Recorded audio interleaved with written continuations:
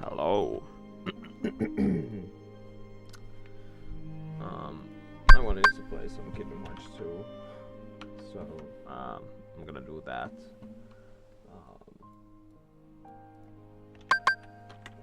Jesus.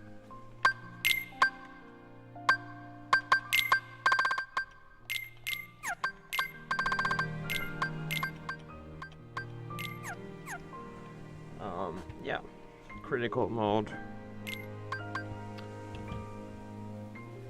Because it's fun.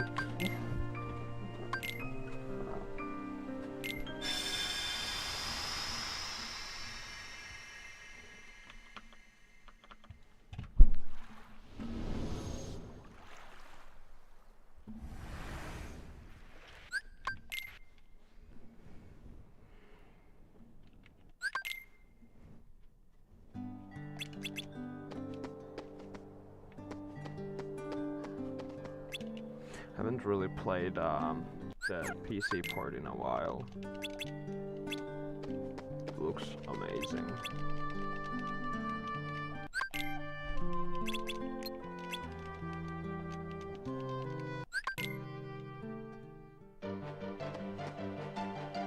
I'm not gonna be a pussy this time and I'll take the extra strength. I usually take the defense because it just makes the early game that's much more safer.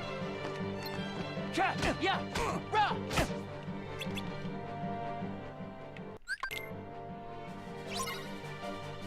Neo, loser! Don't leave me hanging now. Yeah.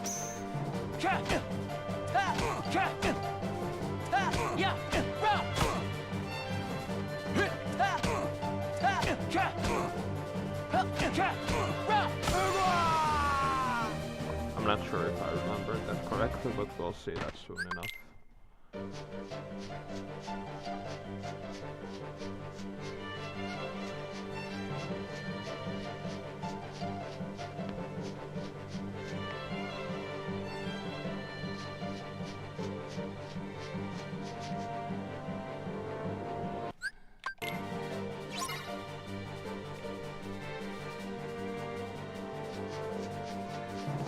I did. No.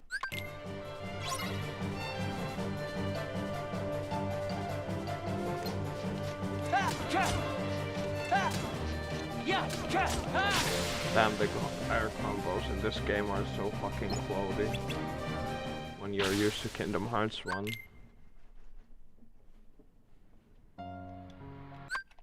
This is a very unpopular opinion, but especially the early game combat of Kingdom Hearts 1 is so much better. Especially like air combos and stuff. Like air combat in general in Kingdom Hearts 1 is a little bit better in my opinion. It's not as floaty. Especially on rocks, it's like just feels like weird and not good. Not very responsive for some reason either compared to Kingdom Hearts 1 air combos. They're very fast, very responsive.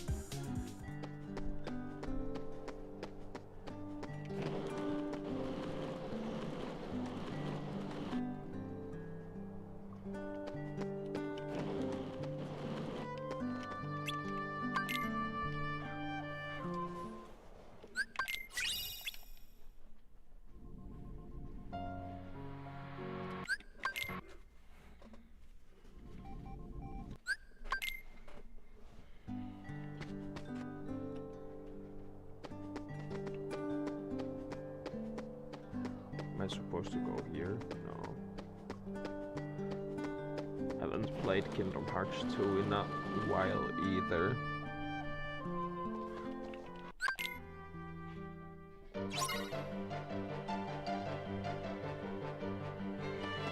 Yeah.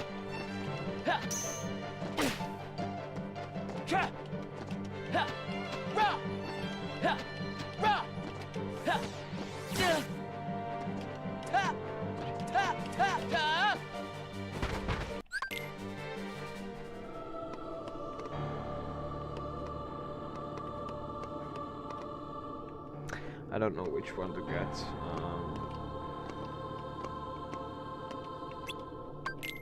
I'll just take the shield.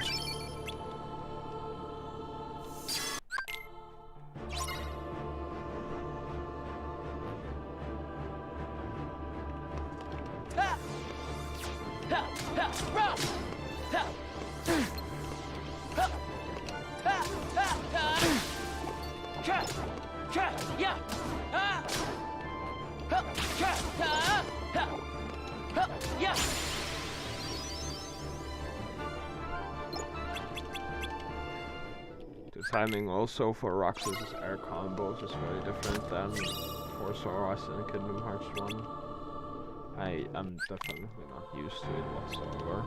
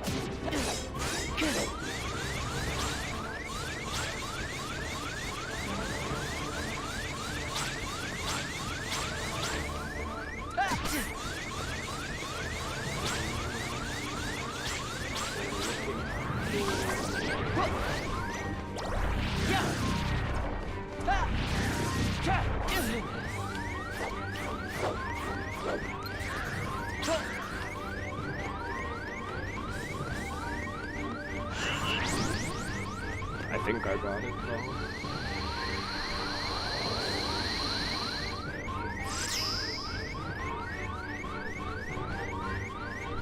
Triangle gaming.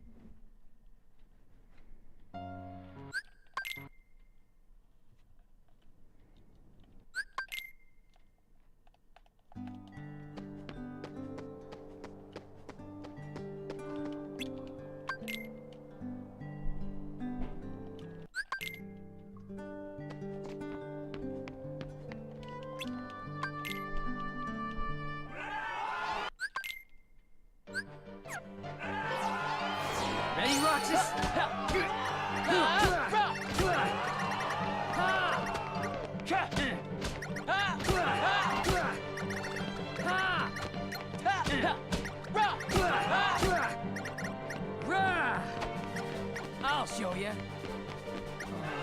How could I lose? Easy.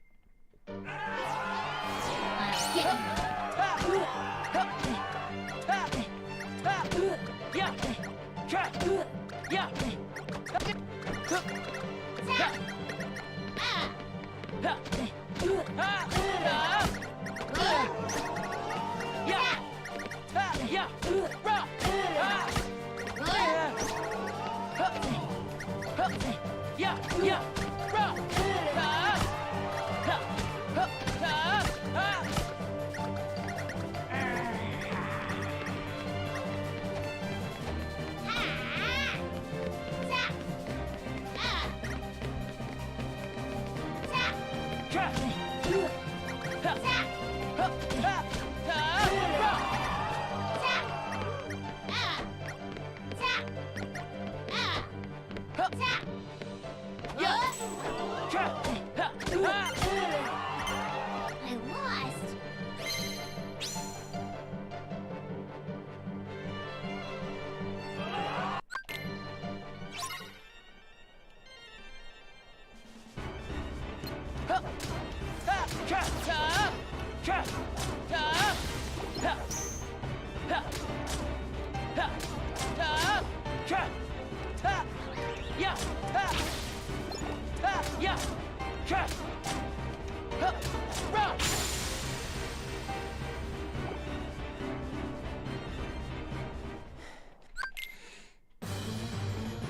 I That's used more to like it.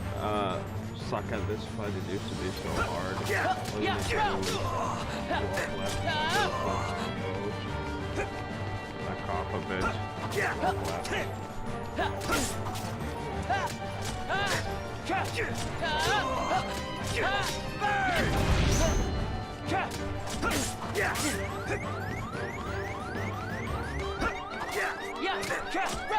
There we go. I genuinely, like, especially the first times I played Critical, I died there all the time, many times in a row. My life is a chip in your It's heart. actually better to lose this fight for that medal. It gives +1 strength. The champion's belt is not that good. It doesn't give any defense. It only gives resistances, which aren't that good. They're decent, but you know, This is hardly a they're game. not great.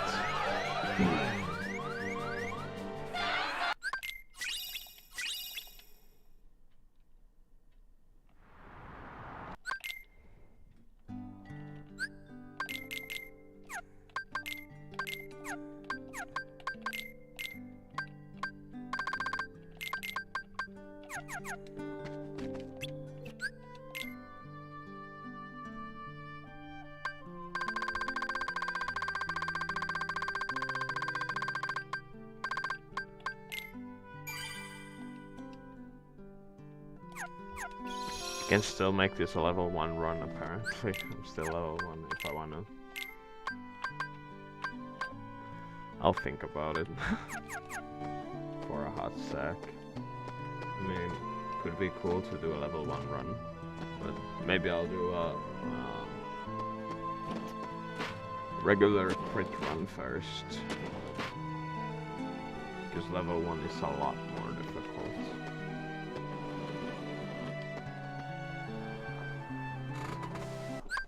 Don't get me wrong, regular crit is kinda hard, but level 1 crit is like really, really hard.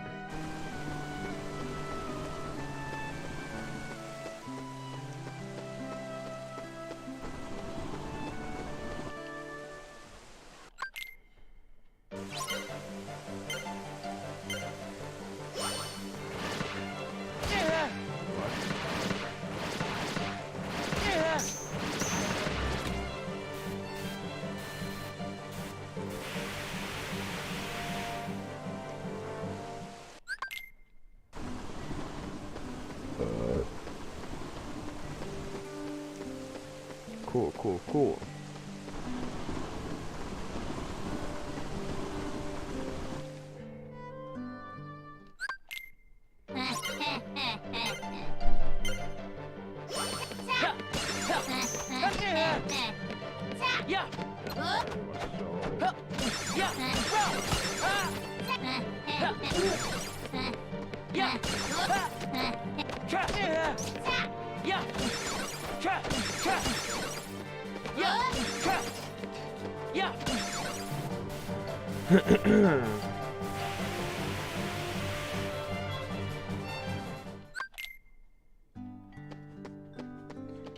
The next part is the Shadow Roxas. I think I saw it somewhere in the internet, that if you lose to it, the more you do, the easier it becomes. I don't know if that's true or not. But I remember seeing that.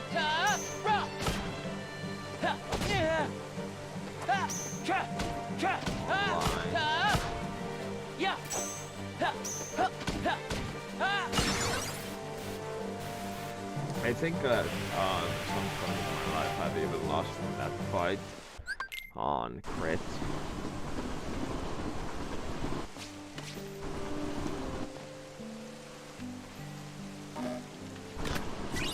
I used to suck at this game pretty bad. To be fair, it is way harder of a game than Kingdom Hearts 1 is. At least somewhat.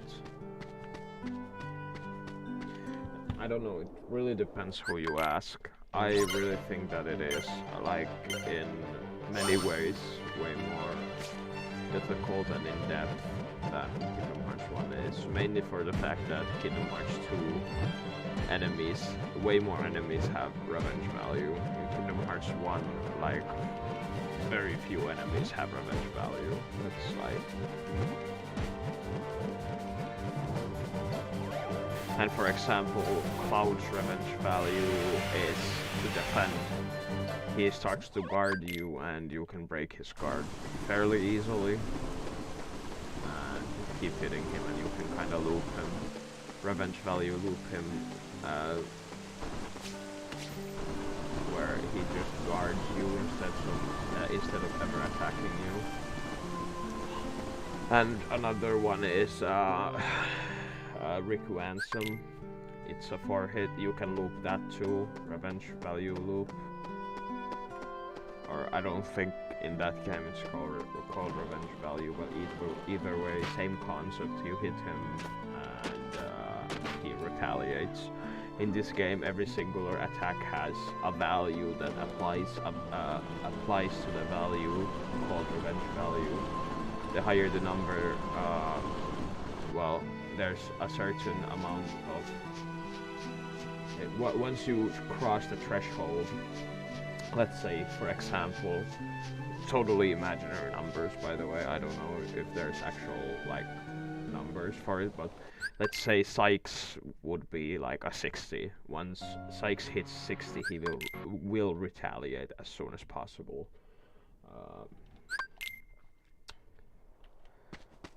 Whereas in Kingdom Hearts 1, it doesn't matter. 4 hits and Riku Ansem retaliates. Oh, and Ansem,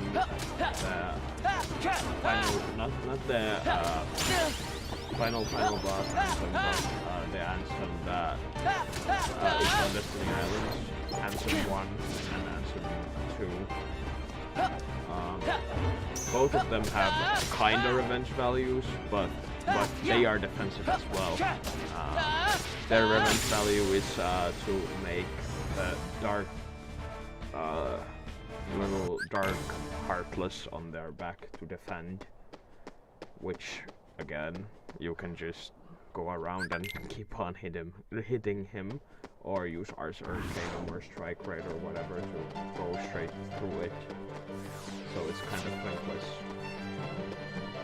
So you know, just based on those things, I think like Kingdom Hearts 2 combat has way more depth, since most revenge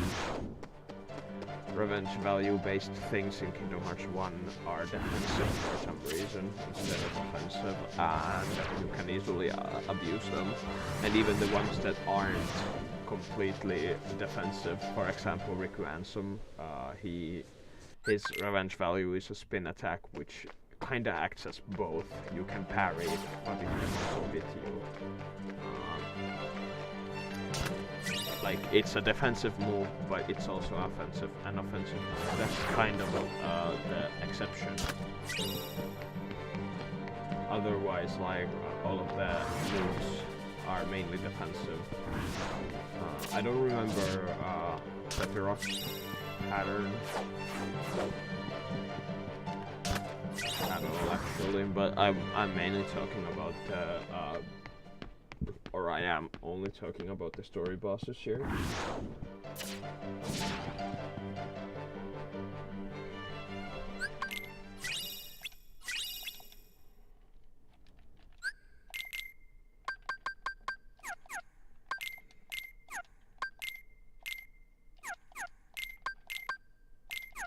If I'm not mistaken, if I remember correctly, which I probably don't, to be honest, since I haven't fought Sephiroth in Kingdom Hearts 1 in over 2 years. But if I recall, he has the same 4-hit gimmick. Hit him 4 times and he teleports away, which is technically I'd consider it a defensive move. He repositions himself so you can't attack him anymore. I'm not sure if that's the case, but I think it is.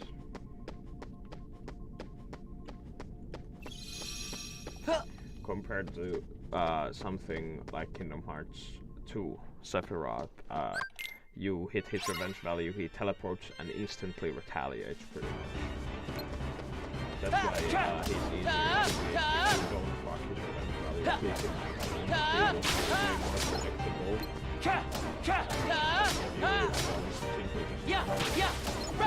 his revenge value tick.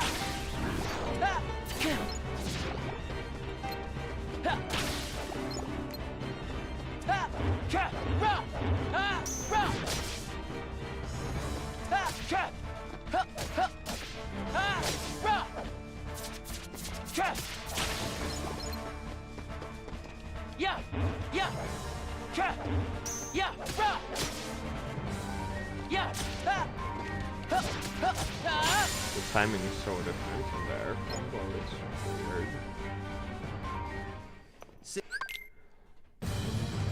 Come here, I'll make it all stop. Burn, baby!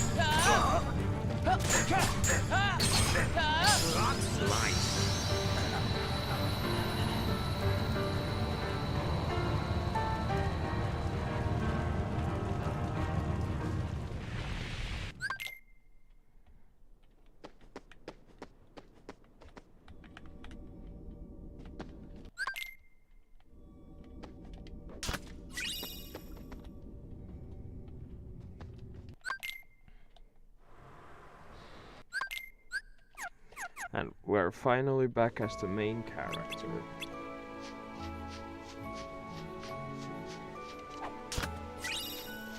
Only took like 30 minutes. 24 minutes. You remember as a kid that took like an hour or more. I don't get how. Because on the PlayStation 2 version of this game you could skip cutscenes. Not like Kingdom Hearts 1 on PS1. That's one thing that was really hurting Kingdom Hearts 1 way back on the PlayStation 1. not PlayStation 1, PlayStation 2, was that you couldn't skip the cutscenes at all. The replayability because of that kind of suffered. Like, I think personally, Kingdom Hearts 1 has a ton of replayability value for many reasons. But kind of suffered. The old phase of if you want to replay it, you have to watch the same cutscenes over and over and over. Especially like the Rick Ransom cutscene. Rick Ransom was genuinely hard compared to everything else before. Like, everything else was fake like that. That's what fun was. So, I've probably seen the cutscene pre-Rick Ransom cutscene probably thousands of times. Not quite, but like me and my brother pretty much still to this day remember it word for word. Because, well, yeah. We've seen it so goddamn many times. I died there. That's unfortunate. I would have liked to farm a little bit of XP, but I wasn't paying too much attention.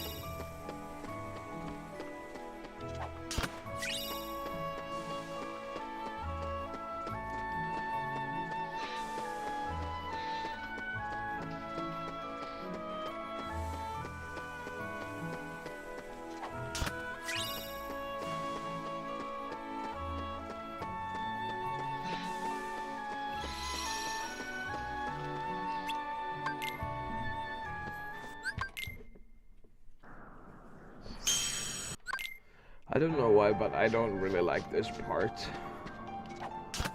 Like, the shadow fight just feels kind of forced and out of place. Especially considering we just fought a bunch of nobodies and now we're back to fighting, like, weak shadows. I don't know. It's just kinda weird.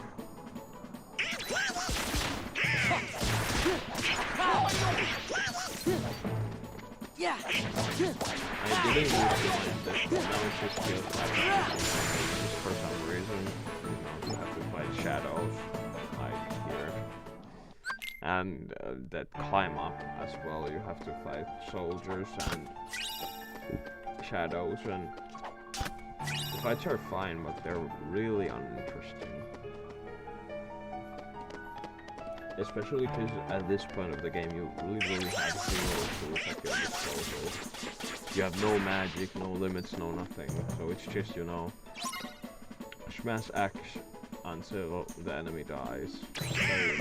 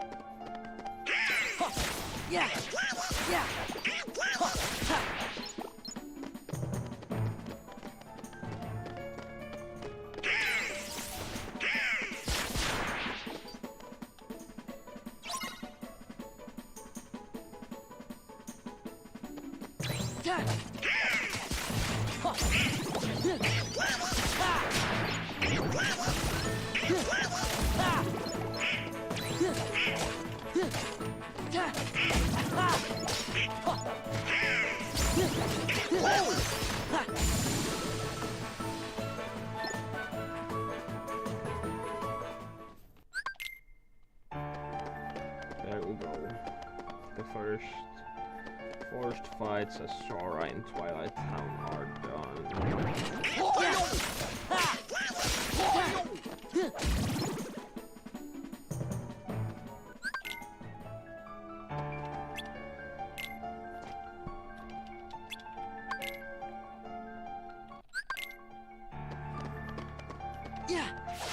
I think that's math. Like, in Kingdom Hearts 1, maps would have been somewhat useful in many places, for example Monstro. and Wonderland, yes, not Neverland, Wonderland. And in Kingdom Hearts 2, you know, you get maps to go through corridors that are pretty much linear. It doesn't make much sense to me, at least. Like, in general, Kingdom Hearts 2 holds your hand way more than Kingdom Hearts 1 did. I don't know if it's necessarily a bad thing, but I don't think it's a good thing either. Because Kingdom Hearts 1 was very unique in the way it played out. And, well, it also because of no maps, the maps being very unique, non-linear. For example, Monstro is still to this day probably one of my favorite Kingdom Hearts worlds. Because it's so unique compared to anything else. Wonderland is pretty close too, and I also like Deep Jungle a lot. So, you know, this kind of world I've never seen in Kingdom Hearts. A mess, but they're still very cohesive. Especially Monstro, once you just realize you kinda just have to go straight to where you need to be.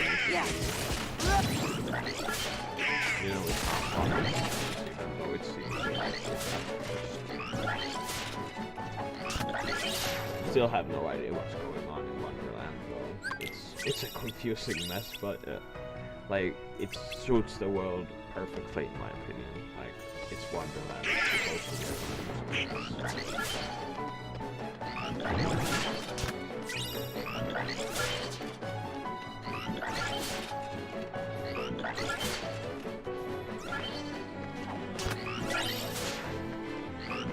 And people who say this jungle is confusing, like, I don't get that.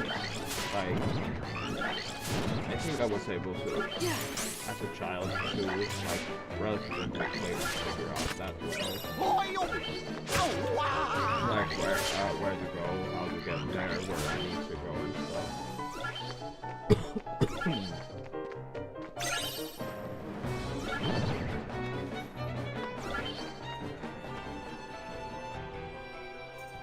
But Monstro was a bit tricky, but once you just kind of go through, you just kind of run around, you figure it out.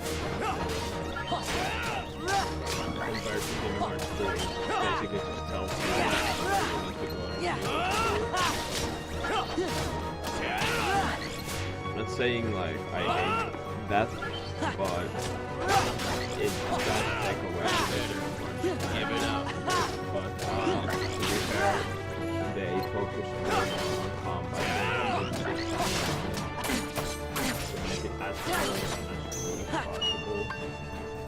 I think to be fair, they did like a good job there. There!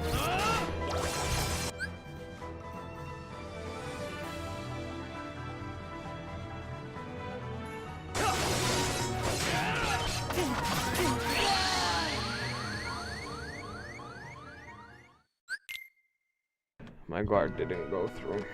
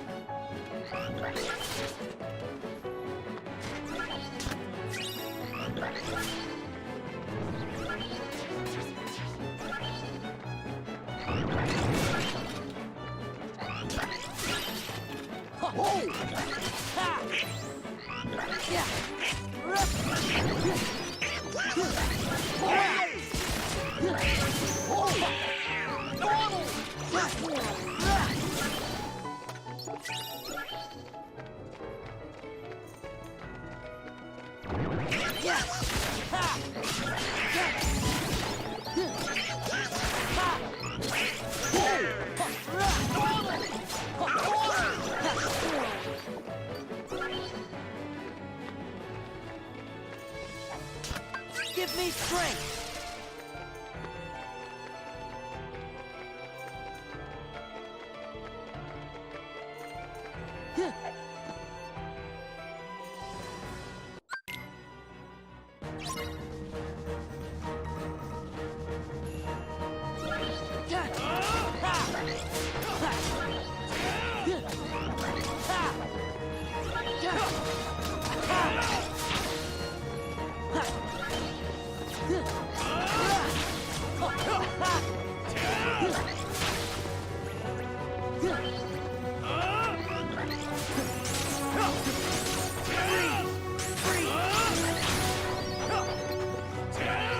Here goes. Okay.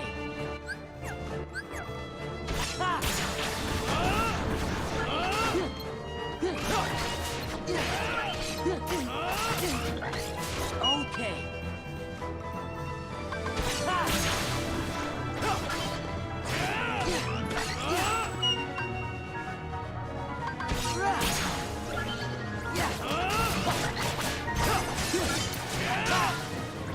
Here goes.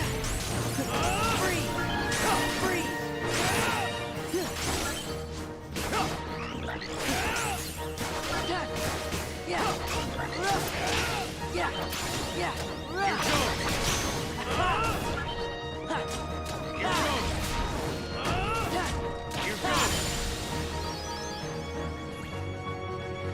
There we go.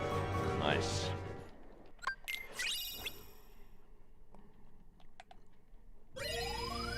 So, this is where I'm gonna call it a day. I'm gonna continue this someday, for sure.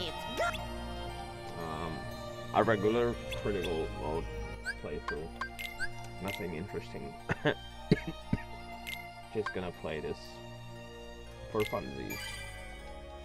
Yeah, thanks for watching, and I'll see you probably tomorrow. I don't know yet, but yeah, bye.